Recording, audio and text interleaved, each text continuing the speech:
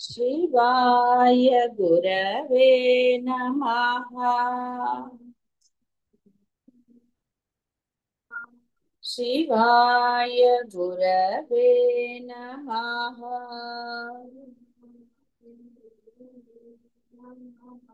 శివాయ గురవే నమః.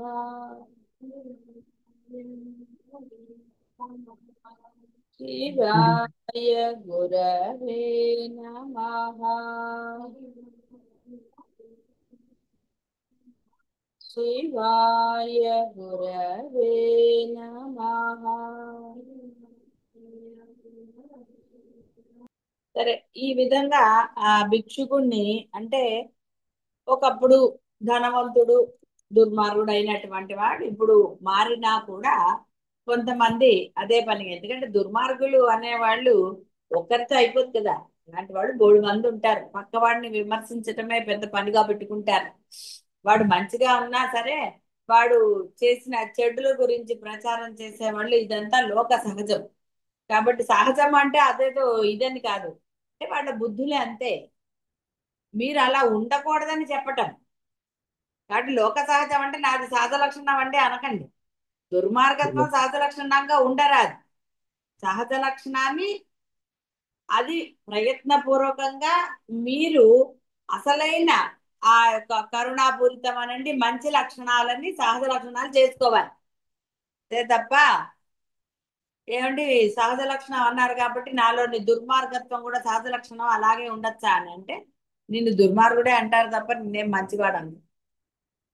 ఎందుకంటే ప్రపంచం ఎలాంటిది అంటే నువ్వు ఎంత మంచైనా చెయ్యి, వాడికి నచ్చనిదో వాడికి నష్టం జరిగేదో ఏదో ఒకటి చేసావు అనుకోండి, మొత్తం అంతా వాడు అదంతా చెప్పకుండా కేవలం నువ్వు చేసిన ఇదే చెప్తారు. ఒకవేళ నీ మనసులో ఆ ఉద్దేశం లేకపోయినా ఒకవేళ నీ వల్ల వాడికి ఏదన్నా జరిగితే వాడు అదే చెప్తాడు తప్ప నీ మంచి చెప్తాడు. ఇది కూడా లోక సహజం. అంటే ఇక్కడ చెడు లక్షణాలని తీసుకోకండి, మంచి లక్షణంతో ఉండండి. ఇక్కడ ఆయన మంచిగా మారినా కూడా అనేవాళ్ళు అంటూనే ఉన్నారు. కాబట్టి ఇతడు ఆ కపటముని వేషం వేసుకున్నాడు అంటే ఇప్పుడు సాధువులాగా ఉంటున్నాడు, ధనం నష్టపోయాడు కాబట్టి ఇలా రకరకాలుగా ఏదో మంది అంటారండి. అన్నది వాళ్ళు ఎవరు, గురువుల గురించి కూడా బోల్డ్ అంటారు. ఏమి అందులో ఢోకా లేదు, ఏమి వాళ్ళు భయపడరు, చక్కగా చెడు ప్రచారం చేస్తారు. ఏమీ పర్వాలేదు, దాని గురించి కంగారు పడాల్సిన అవసరం ఏమీ లేదు. అహంకారం అంటారు, పొగరంటారు, డబ్బులు కోసం చేస్తున్నారంటారు, అసలు ఇక చెప్పక్కర్లేదు. నిజమైన గురువులు వాటిని పట్టించుకోరు, చక్కగా నవ్వుకుంటారు. దానికే మనం రియాక్ట్ అవ్వక్కర్లేదు. అయితే శిష్యుడు అనేవాడు గురువు నింద జరుగుతున్నప్పుడు అది వినరాదు. నీకు ధైర్యం ఉండి అంటే నీ యొక్క అక్కడ ఉన్న పరిస్థితిని బట్టి ఉంటే నువ్వు ఎదిరించు, అది దోషం అని చెప్పు, లేదా ఆ స్థానం నుంచి ఎదురుకు వచ్చాను, అంతేగాని ఆర్గ్యుమెంట్ చెయ్యాలి. అనవసరమైన ఆర్గ్యుమెంట్ల జోలికి వెళ్తే అనవసరం, దోష్ అదేం జరుగుతుందో తెలుసు కాబట్టి. కాబట్టి ఇక్కడ అది కూడా చెప్పు, గురు నింద జరిగినప్పుడు అది వినరాదు, ధైర్యంగా ఎదుర్కో, లేదా అక్కడి నుంచి వెళ్ళిపో. అంతే తప్ప గురు నింద వింటూ ఉండరాదు అక్కడే. అదే కాబట్టి ఈ సామాన్య ప్రజలకి భయమే ఉందండి, వాళ్ళ ఇష్టం, శుభ్రంగా తిడతారు, విమర్శ చేస్తారు, అన్ని చేస్తారు. సో వీడిని అంటే ఇతన్ని చాలా అన్నట్టు. కాబట్టి రకరకాలుగా అతన్ని హింసించారు. పాపి అయిన వాడు అంతగా పాపాన్నే చూస్తాడు. ఆ బ్రాహ్మణ భిక్షువు ఈ యొక్క మితిమీరిన అవమానాలన్నింటినీ సహిస్తూ దృఢమైన చిత్తంతో స్థిరంగా, అసలు ఇక్కడ అవమానాలే జరగట్లేదు మీకు, అందరూ బానే ఉన్నారు, అయినా సరే ముందరే మీరే అనేసుకుని వాడు ఏదో అంటాడనో ఇంకోటనో ఏదో మీ భావన ముందే దీక్షలు మానేస్తారు. అందుకే కదండి వెళ్తారు ఎక్కడికైనా సరే, అవతల వాళ్ళు బాధపడకూడదనో, అవతల వాళ్ళు మళ్ళీ ఏదో ఏదో ఒకటి కారణం, కారణాలు మీరు కల్పించుకున్నారే, కారణాలు కల్పించారు కాబట్టి సమర్థింపులు చెప్తారు. సమర్థింపులు కారణాలు ఉన్నాయి కాబట్టి దీక్ష అటకలో ఉందా, లేదా బ్యాంక్ లాకర్ లో పెట్టేసి గట్టిగా తాళం రెండు తాళాలు కదా బ్యాంక్ లాకర్, ఇంట్లో కూడా వేసుకోవచ్చు రెండు తాళాలు. భద్రంగా ఉంది, దీక్ష ఎక్కడికి పోలేదండి, ఉంది. దాచారు దీక్షను. అతను మటుకు ఈ మితిమీరైన అవమానాలకు కూడా చలించకుండా చక్కగా దృఢచిత్తంతో, మీరేం అనుకోకర్లే అందరూ అవమానాలు పొందకుండానే గురువులు అయిపోతారా, లేకపోతే రమణ మహర్షులు అవుతారా, ఇంకోటాలని అవమానాలు ఉంటాయి. చేసేవాడు చేస్తూనే ఉంటాడు. ఇదో చిన్నపిల్లలు చూడండి, టేక్ కేర్ అని మనకి వేలు చూపిస్తారు, లేదా ఏదో అంటూ ఉంటారు, వాడికి తెలిసి తెలియని దాంతో. అవతల పెద్దవాళ్ళు దాన్ని సీరియస్ గా తీసుకోరు, వాడికి తెలియదు కదా అని. కాబట్టి నీకు జ్ఞానం తెలియక ముందర ఎలా ఉన్నావో అదంతా వదిలేసాయి. ఇప్పుడు తెలిసింది, ప్రవర్తన ఎలా ఉండాలో నీకు తెలిసి, మరి తెలిసిన తర్వాత కూడా అది వేరేగా ఉంటే ఏం చెప్తారు. కాబట్టి ఈ బ్రాహ్మణుడిని నానా రకాలుగా, అంటే బియాండ్ లిమిట్స్ అవమానించారు. జరుగుతాయండి, మీరేమీ డౌట్ పడక్కర్లేదు. బ్రహ్మాండంగా విమర్శిస్తారు, ఏం సందేహం అక్కర్లేదు.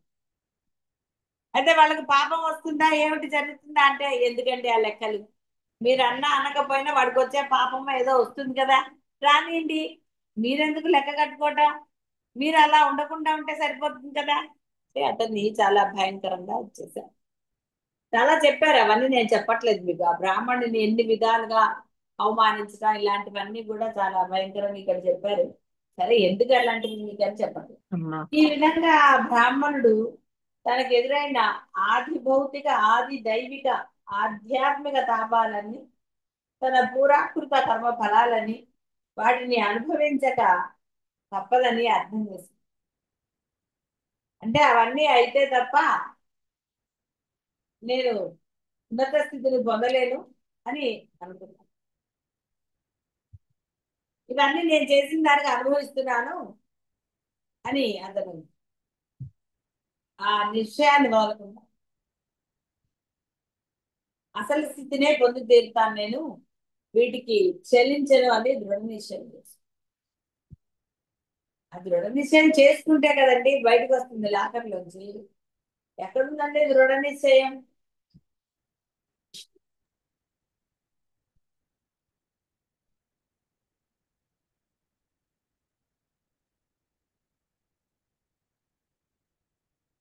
చాలా మంది ఎక్కువ సుఖపడడానికి, తక్కువ కష్టాలు పడడానికి నానా అవస్థలు పడతారు.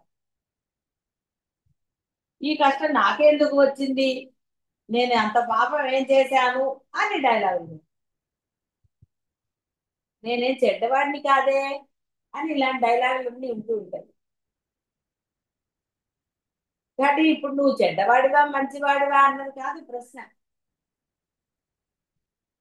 మామూలు జీవితాలకైతే చెడ్డవాడు మంచివాడు వాడి జీవితం కర్మ, లేదా దైవ ధ్యానం చేసుకోండి అన్న పరిష్కారం లేదు. కానీ నీకు అద్వైతం తెలియబడింది మీ అందరికి. బ్రాహ్మణుడికి కూడా ఇప్పుడు తెలిసింది కాబట్టి దృఢ నిశ్చయంతో ఉన్నాడు. మీ అందరికి కూడా తెలిసింది ఇప్పుడు. తెలియలేదు అనడానికి అసలు క్వశ్చనే లేదు. కాబట్టి ఆయన తనకు ఎదురైన వీటి వీటి గురించి ఎవరికి కంప్లైంట్ చేయలేదు, అతను భావించలేదు. నువ్వు స్వీకరిస్తే దాని గురించి నా బాధ, కానీ ఇంకోటి కాదు. స్వీకరించకపోతే అప్పుడు కథలో లాగా వాడికే పోతాయి. కాబట్టి అతను ఏమీ అనలేదు ఎవరిని, అలా చెయ్యకండి అని ప్రాధాయపడలేదు, చేస్తే నాకు అవమానం కదా అని కూడా ఫీల్.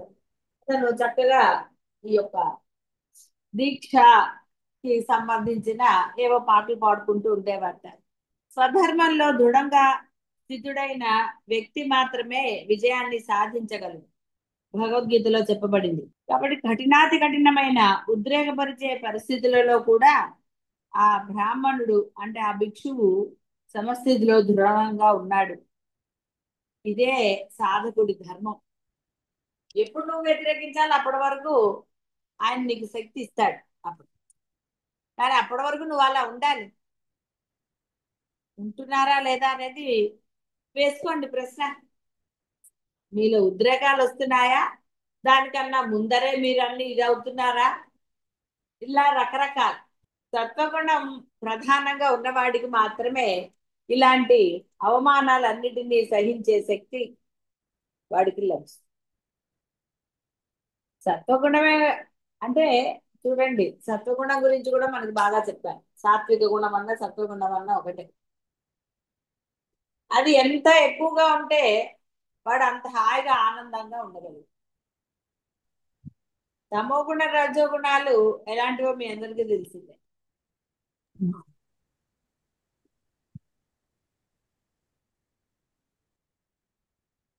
ఎప్పుడైతే సాధకుడు తనలో ఈ సత్వగుణాన్నే పెంపొందించుకుంటాడో అప్పుడు వాడు ప్రతి సిచ్యుయేషన్ ని పరమానందంగా ఎంజాయ్ చేయగలుగుతాడు. ఎందుకంటే వాడికి సిచ్యుయేషన్ లోపలికి వెళ్ళట్లేదు, అలా జరిగిపోతూ ఉందంతే. అవి అవమానాల ఇంకోట ఏది అతనికి ఇది లేదు. కేవలం నిమిత్త మాత్రుడుగా ఉన్నాడు. రమణ వారు చెప్పిన సుమ్మ ఇరులాగానే ఉంది.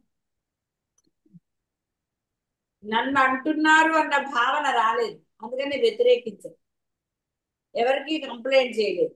నేను అన్న ఇది లేదు ఐడి ఇది, అందుకని ఇలా చేస్తున్నారని చెప్పి ఆ రాజు గారికి దాన్ని ఎవరికి కూడా ఇన్ఫార్మ్ చేయలేదు.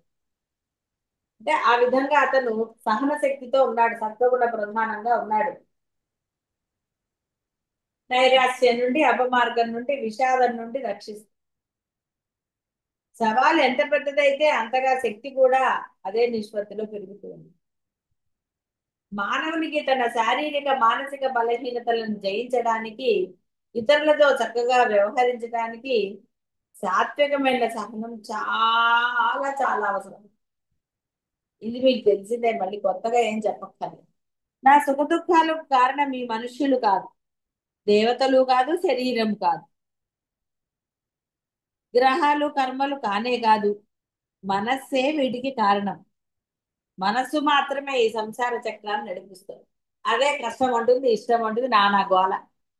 ఇది పెద్ద తెలియని అజ్ఞానులేం కాదు మీరు. మీ మనసుకి ఇష్టమైతే ఎంత కష్టమైనా చేస్తారు, ఇష్టం లేకపోతే అంటే ఎంత కష్టంగా అనిపిస్తుంది కదా అసలు. ఎన్ని డైలాగులు వస్తాయో. కాబట్టి సత్వగుణ సంపన్నులే మీరు ఉండాలి. శుభం చేయాలి.